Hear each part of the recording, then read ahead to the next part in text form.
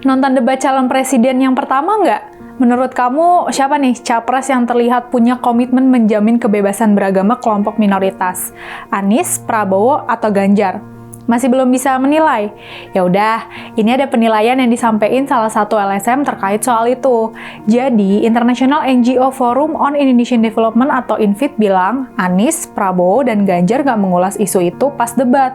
Mereka nggak memaparkan gimana langkah pemenuhan hak kebebasan beragama dan berkeyakinan ketika jadi presiden.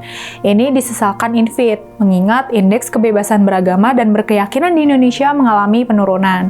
Riset yang dilakukan INFID dan Setara Institut menunjukkan skor kebebasan beragama dan berkeyakinan yang awalnya 3,7 pada 2022 turun jadi 3,4 pada 2023. Penurunan skor itu adalah dampak dari tindakan-tindakan intoleransi, diskriminasi, dan pelanggaran kebebasan beragama dan berkeyakinan yang sering terjadi di masyarakat.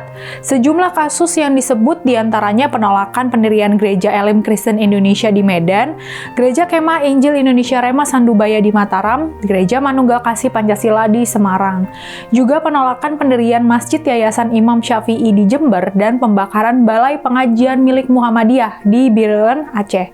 Emang sih di dalam debat itu Anies sempat menyinggung soal jaminan kebebasan beragama dan berkeyakinan.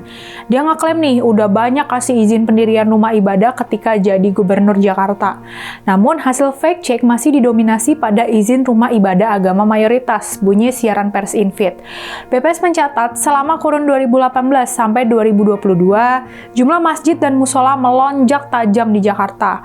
Masjid pada 2018 berjumlah 2.927 unit, jadi 3.476 unit pada 2022, meningkat 549 unit. Musola pada 2018 berjumlah 2.775 unit, jadi 3.550 unit. Pada 2022, meningkat 775 unit. Rumah ibadah kelompok minoritas nih, seperti gereja Katolik, pura, vihara, dan kelenteng mengalami peningkatan tapi nggak signifikan. Gereja Katolik yang semula 45 unit pada 2018 jadi 47 unit di 2022. Pura dari 29 unit jadi 32 unit, vihara dari 263 unit jadi 289 unit, kelenteng dari 4 unit jadi 5 unit.